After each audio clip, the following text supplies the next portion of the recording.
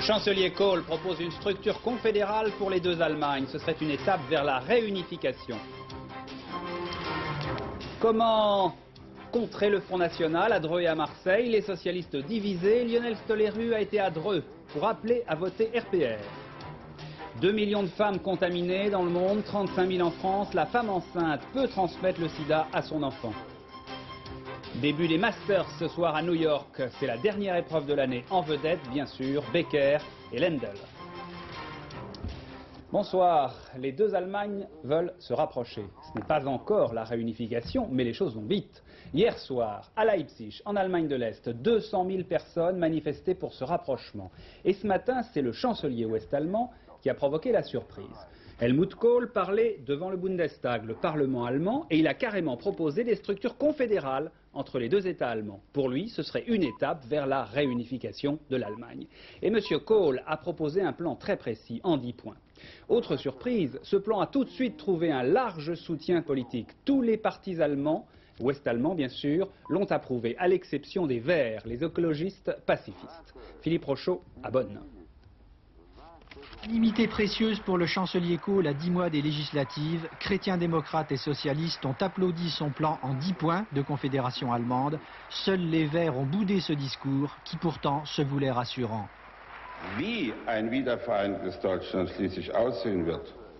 Quelle sera la forme d'une Allemagne réunifiée? Personne ne le sait, mais que l'unité se fasse. Si les hommes le veulent, elle se fera. L'Allemagne fédérale est prête à accorder à la RDA une aide concrète et immédiate sur le plan économique, culturel, humain, à condition que le monopole du Parti communiste soit supprimé et que des élections libres puissent avoir lieu. L'architecture de la future Allemagne trouvera sa place dans l'architecture future de l'Europe. Drapeaux est-allemand et ouest-allemand unis dans les manifestations de ces derniers jours à Leipzig ou Berlin. Une seule Allemagne, pouvait-on entendre. Le plan Kohl est aussi le résultat d'un appel de l'Allemagne de l'Est. Réaction parfois négative en RDA, l'idée de réunification ne germe que timidement chez nous, non à la renaissance d'un État national. À Berlin-Est, certains redoutent que la RDA ne soit phagocytée par l'Allemagne fédérale par le biais de l'économie.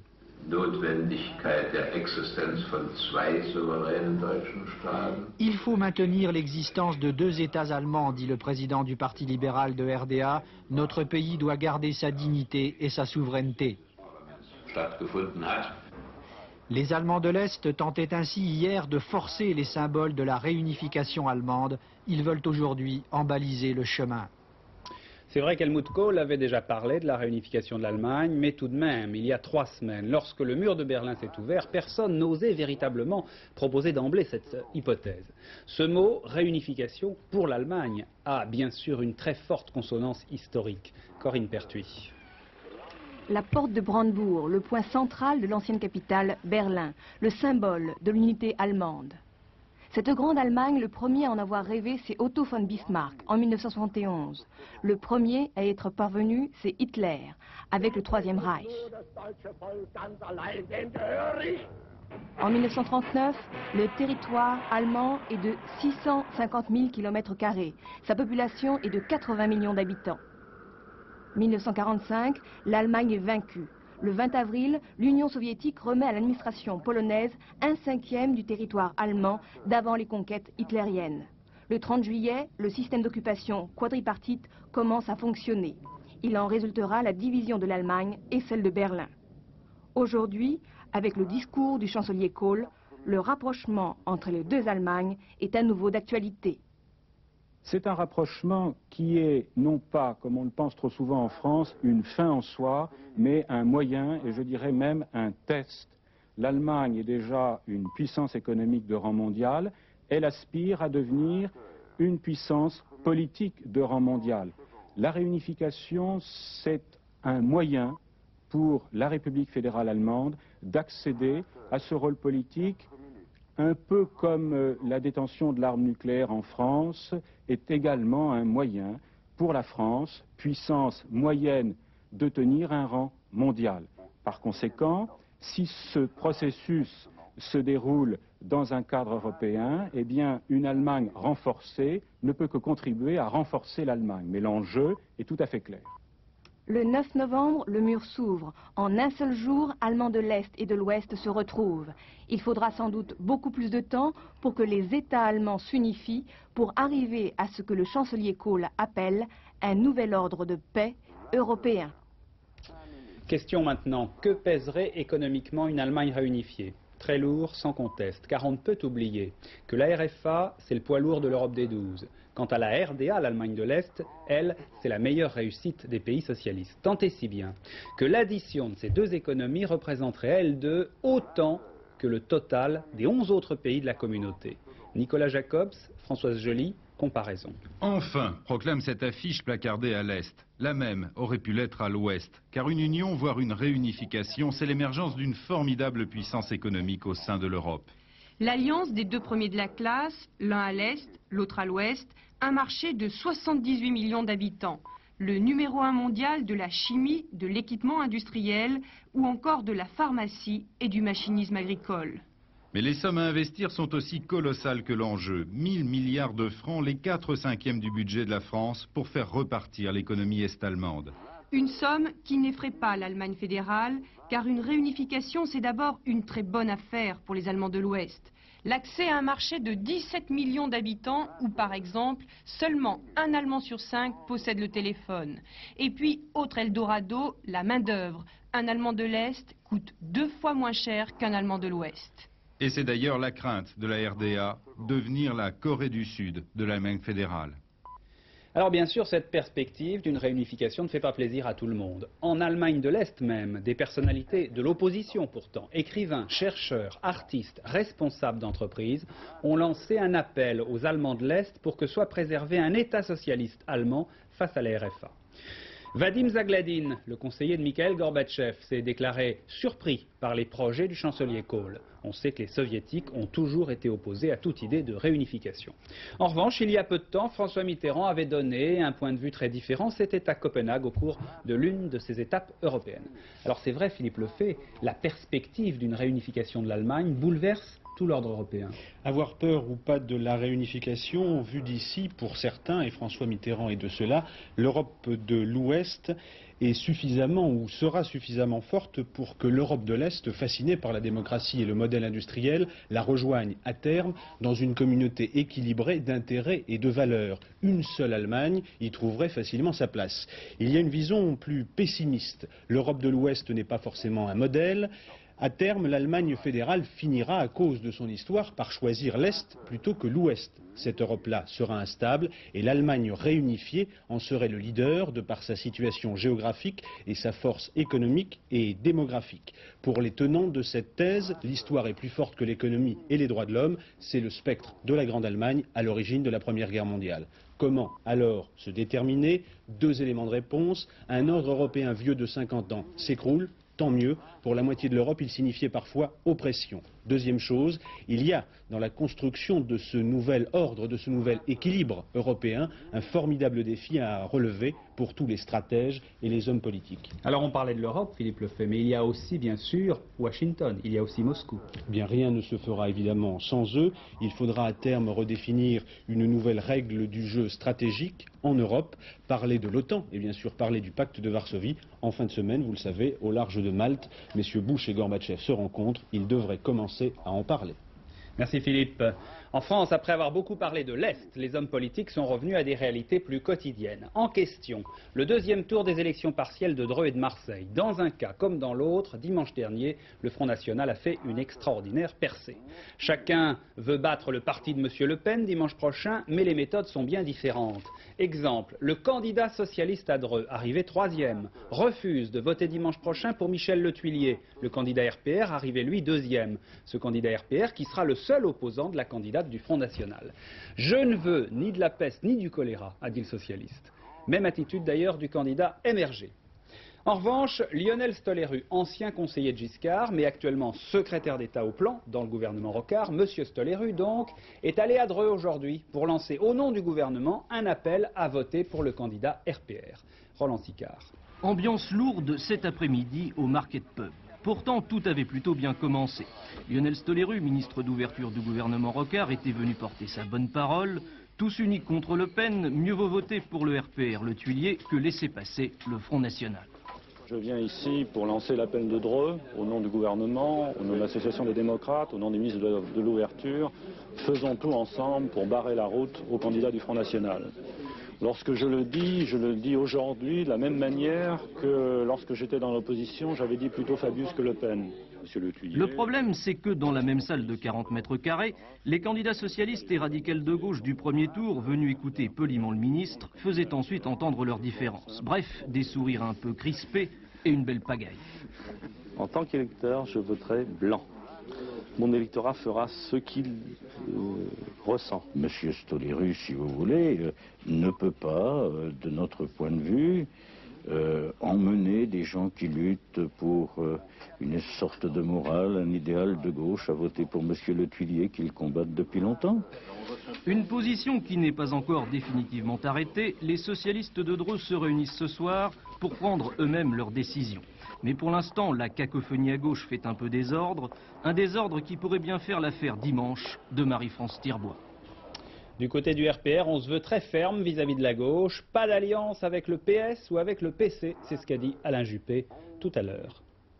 Il n'est pas question, pas plus hier qu'aujourd'hui ou demain, que le RPR conclue des alliances électorales contre nature. Il y a des décennies que nous combattons pour nos idées et contre les idées que véhiculent le Parti communiste et le Parti socialiste. Et quelle que soit la conjoncture électorale, nous n'avons pas l'intention de trahir à la fois notre histoire et nos convictions. Nous sommes clairs, et ceux qui sont aujourd'hui en première ligne pour défendre leurs valeurs et leurs idées contre les extrémismes de tous bords, c'est nous. Absolument. Et c'est personne d'autre. Donc on ne vienne certainement pas nous donner de leçons de morale aujourd'hui. L'affaire du foulard islamique à l'école. On sait depuis hier que les établissements scolaires seront habilités prochainement à autoriser ou à interdire le foulard islamique. Le ministre de l'Éducation prépare une circulaire en ce sens après l'avis du Conseil d'État. Pour l'instant, cet avis n'a pas provoqué de changement dans les écoles concernées, par exemple à Noyon ou à Creil, comme sur ces images. Leïla, Fatima et Samira, toujours voilées, sont venues ce matin. Elles ont refusé tout compromis et elles ont gagné la bibliothèque du collège. Michel Rocard était lui ce soir à Paris au colloque européen sur les droits de la femme qui se tenait à Paris donc depuis 2 jours. Le Premier ministre sur ce sujet a lancé, vous allez le voir, un appel aux enseignants. Au gouvernement, au Premier ministre, au ministre de l'Éducation nationale, aux recteurs, à tous les chefs d'établissement, à tous les enseignants, sans doute renforcés dans leurs convictions laïques par la réflexion sur ce débat, par la découverte que c'est l'école qui est le ferment de notre capacité à intégrer vraiment toutes ces communautés qui nous arrivent et dont nous devons limiter les nouvelles arrivées. D'ailleurs, nous en occupons, c'est un autre problème, c'est sur la fermeté des enseignants, sur leur confiance laïque, je dirais même leur foi laïque, que va maintenant reposer, avec l'appui des pouvoirs publics, le dynamisme de notre système scolaire et notre capacité de répondre une fois de plus à un très grand défi historique. Les instructions du gouvernement iront dans ce sens et je crois qu'il était sage de faire dire le droit pour ensuite en tirer les conséquences. Les principes et leur application relèvent, eux, de l'autorité du gouvernement. Le Liban est d'abord une mise en garde de la France par un communiqué du Quai d'Orsay. La France ne sera pas aux côtés de ceux qui prendraient l'initiative de relancer la violence au Liban. Un message vers le nouveau gouvernement du président Raoui. Dans le même temps, François Cher, le secrétaire général du Quai d'Orsay, est arrivé au Liban pour rencontrer justement M. Raoui. Pendant ce temps-là, le général Aoun, qui a été destitué aujourd'hui par le nouveau gouvernement, le général Aoun est en revanche très soutenu, plébiscité même par le pays chrétien. Patricia Coste. Faire au général Aoun un bouclier de leur corps, c'est ce que ces milliers de chrétiens libanais ont voulu signifier en venant physiquement camper aux portes du palais présidentiel de Baabda. Les menaces d'un raid éclair pour venir en déloger le général dissident ont rapproché les rangs chrétiens. Galvanisés, ils se disent prêts à mourir devant ce qu'ils considèrent comme une mainmise, claire et nette cette fois, de la Syrie sur l'ensemble du processus en cours depuis l'assassinat du président René Moawad. Et les volontaires affluent pour venir grossir les brigades du général Aoun. Celui-ci vient d'être destitué de son titre de commandant en chef de l'armée libanaise au profit du général Laoud, décision évidemment contestée par le général Aoun. Mais on ignore pour l'instant ce que vont faire les 20 000 militaires, en majorité chrétiens, postés dans le réduit chrétien. En tout cas, tout est en place pour une confrontation et on le fait savoir. Du secteur musulman vient de nous être envoyées ces images. Ce sont les brigades dites loyalistes, fidèles au nouveau président de la République Raoui, qui prennent place sur la ligne de démarcation. Plus discrètement, on signalait en provenance de Damas l'arrivée dans la journée de renforts syriens, 15 000 à 16 000 hommes, qui se masseraient en ce moment sur les collines, surplombant le palais bunker du général Aoun. Je l'apprends à l'instant. Ce soir, Washington demande au général Aoun de se soumettre. Les Américains, par la voix du porte-parole de la Maison-Blanche, lui demandent d'obéir au gouvernement qu'il a démis de ses fonctions. Pierre Serra et Aimé Mayol, nos envoyés spéciaux au Liban, ont rencontré le nouveau président Elias Raoui. Voici cette interview exclusive. Ma mission, je l'ai acceptée pour unifier le Liban, pour avoir très prochainement la souveraineté du Liban et son indépendance sur tout le territoire libanais. C'est ma mission principale et je la ferai à tout prix, quoi qu'elle va me coûter.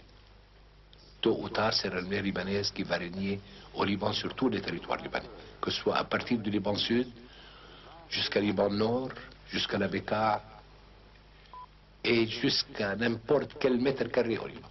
Je vous remercie, monsieur. Sur les 10 452 kilomètres. Un terroriste traqué, c'est comme cela qu'apparaît le Palestinien Abou Nidal. Selon le New York Times, Abou Nidal aurait été placé en résidence surveillée en Libye, en raison des pressions de tous les pays arabes qui veulent mettre fin aux activités terroristes d'Abou Nidal. Selon d'autres sources, Abou Nidal serait très malade. Hervé Brusini. La fin d'Abou Nidal est-elle pour bientôt? Va-t-il disparaître, l'auteur des attentats, qui ont fait plus de 900 victimes dans une vingtaine de pays du monde, la France en particulier, avec la rue des Rosiers par exemple? Pour les spécialistes en tout cas, malade ou pas, surveillé ou pas, Abou Nidal serait en fâcheuse posture. Au sein de son propre mouvement, d'abord, le Fatah Conseil révolutionnaire, les subordonnés d'Abou Nidal ont dénoncé l'appétit de pouvoir et de sang de leur chef. Dans ces textes signés de leurs mains il y a un mois, ils décrivaient comment Abou Nidal avait éliminé près de 400 hommes au sein même de ses troupes. À présent, Abou Nidal est isolé dans sa propre organisation. Isolé aussi dans son pays d'accueil, la Libye. Le colonel Kadhafi, on le sait, souhaite se redonner une image d'homme d'État sans rapport aucun avec le terrorisme. Sous la pression des pays arabes, dont l'Égypte, il pourrait prendre ses distances avec Abou Nidal. Faire savoir que le Palestinien dissident est ici, à Tripoli, hospitalisé, cancéreux au dernier degré, en fait pour mieux l'escamoter. La technique a déjà été utilisée. Abou Nidal a ainsi quitté l'Irak, la Syrie. Mais cette fois, on ne voit vraiment pas quel pays, quel État pourrait l'héberger. Journée de négociation en Tchécoslovaquie. Mais après les manifestations et les grèves, le PC et le gouvernement tchécoslovaque ont cédé sur toute la ligne à l'opposition. On s'attendait à des négociations serrées. Pas du tout. En moins de 2 heures, ils ont renoncé au rôle dirigeant du Parti communiste. Ils ont accepté le principe du multipartisme et aussi la formation d'un gouvernement de coalition ouvert à tous. Aubry Edler et Patrick Voix sont en Tchécoslovaquie. En apprenant la nouvelle tout à l'heure, ils se sont spontanément retrouvés place Venceslas. Mais on est loin des rassemblements immenses de ces derniers jours. Ce soir, les Pragois ont simplement voulu, avec solennité, presque dans le silence, marquer sur cette place symbole de tout leur combat pour la liberté, leur première victoire sur le régime. Après 2 heures d'une nouvelle réunion avec les leaders du Forum civique, le pouvoir a dû céder, promettant, avant le 3 décembre prochain, c'est dans 5 jours seulement, de nommer un gouvernement de coalition et, plus important encore, de rédiger une nouvelle constitution. Ici, c'était terrible pendant des années. Aujourd'hui, je suis très heureux, je suis très fier de ce que les jeunes ont réussi à faire. Nous sommes tous heureux. Mon fils a été tué sous ce régime. Je suis tellement ému que je n'arrive pas à m'exprimer. C'est une nouvelle histoire qui s'écrit aujourd'hui en Tchécoslovaquie. L'onde de choc qui secoue l'ensemble du bloc de l'Est bouleverse à présent l'un des bastions les plus réfractaires au changement. Mais ici aussi, le Parti communiste, face à la pression de la rue, a dû se résoudre à sacrifier son emprise sur la vie politique. Reste maintenant à savoir quelle place l'opposition obtiendra dans ce nouveau gouvernement et surtout si des élections libres, la première exigence des manifestants, seront prochainement organisées dans le pays. C'est en tout cas tout un peuple qui, après 40 années de peur et de répression, reconquiert aujourd'hui son droit à la démocratie. D'autres informations internationales maintenant, et pour ne pas quitter l'Europe de l'Est, on commence par la Hongrie. Louis Carzou. Première victoire institutionnelle de l'opposition libérale en Hongrie. Les élections présidentielles auront lieu après les législatives. Le gouvernement hongrois, qui souhaitait le contraire, n'a pas obtenu la majorité lors du référendum de dimanche dernier. Un résultat qui amoindrit les chances du candidat officiel pour le scrutin présidentiel. Difficile négociation au sein de l'opposition indienne pour former un gouvernement après la défaite de Rajiv Gandhi. Aucune formation n'a obtenu la majorité absolue et le président de l'Union indienne doit demander d'ici quelques jours à un chef de parti de composer son gouvernement.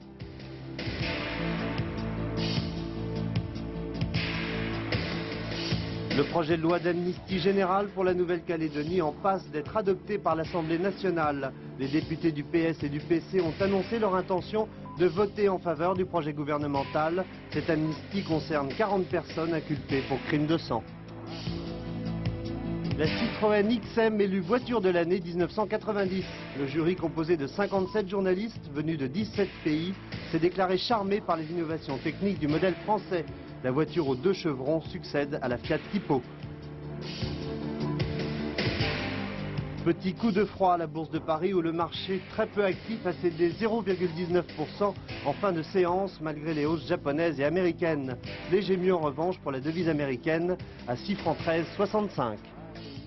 Une mère qui donne une partie de son foie pour sauver sa fille. La petite Alissa, à 21 mois, souffrait d'une insuffisance hépatique mortelle.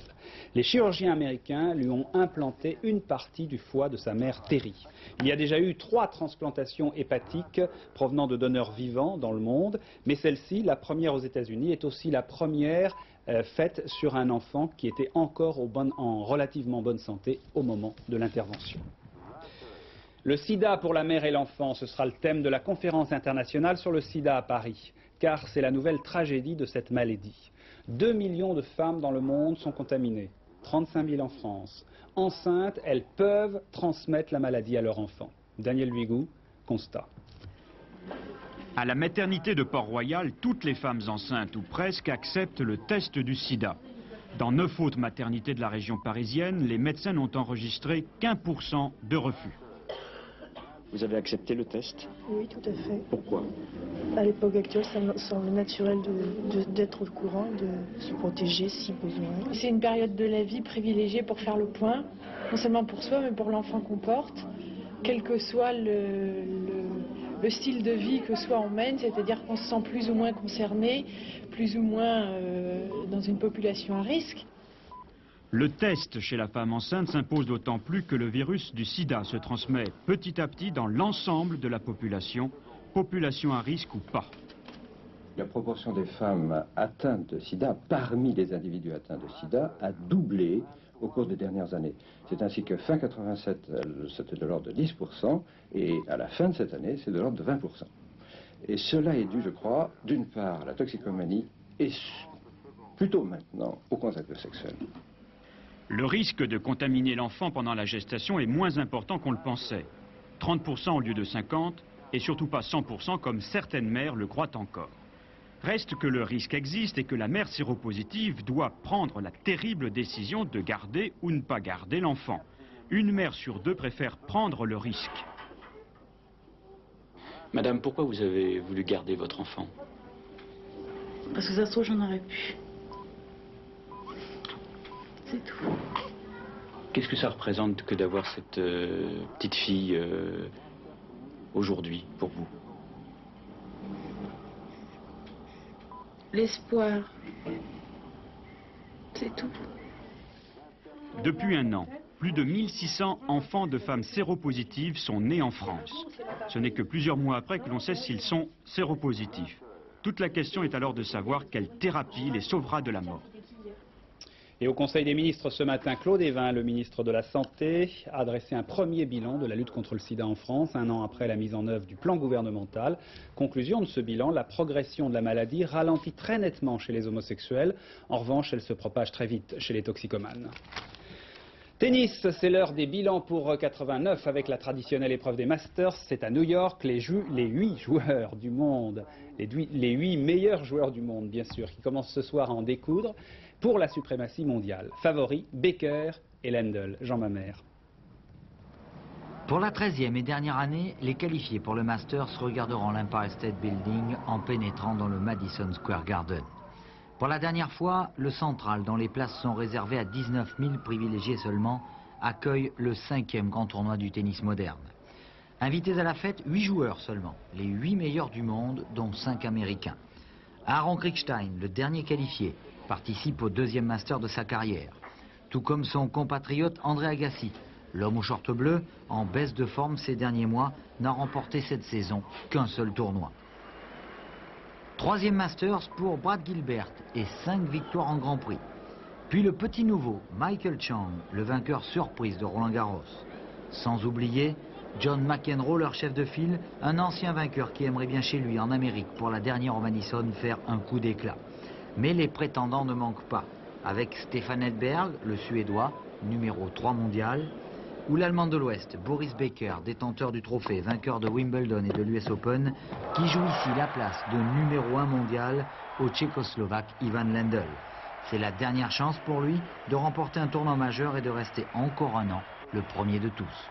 Demi-finale et finale sur Antenne 2 ce week-end. Vanille fraise, c'est le nouveau film de Gérard Houry qui sort demain dans toute la France. Un film d'Houry, c'est toujours attendu avec impatience. Et bien dans celui-ci, il y a Pierre Arditi, Sabine Azéma et Isaac de Bancolé. Et comme son nom l'indique, ce film est fait pour faire rire. Nicole Cornu-Langlois.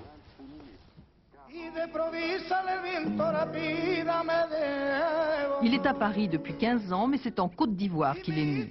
C'est Black Micmac qui l'a rendu célèbre au cinéma, mais il a triomphé aussi au théâtre avec Patrice Chéreau.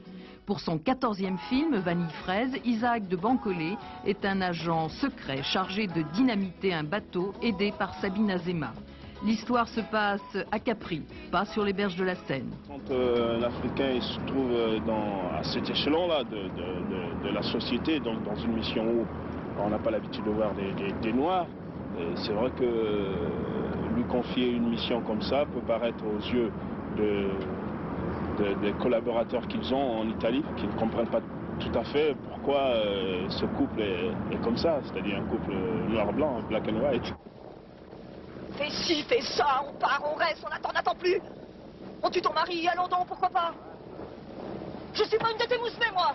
Je suis officier dans l'armée française. C'est moi qui donne les ordres. Quand l'agent rencontre le mari de sa coéquipière, il lui apprend sa philosophie. Et alors avant, vous dînez ensemble, tous ensemble? On ne dîne pas avec ses femmes, on dîne entre hommes. Les femmes servent. Quelle merveille, quelle civilisation, quelle avance sur nous. Bien sûr, tout ça c'est du cinéma, c'est pour rire. En réalité, Isaac aimerait des rôles qui oublieraient totalement les clichés. Le fait d'être à Paris, j'ai comme l'impression comme ça que j'ai mieux appris l'Afrique depuis Paris. C'est vrai qu'il reste encore beaucoup de chemin à faire pour trouver des personnages qui sont uniquement des personnages, pas des Africains.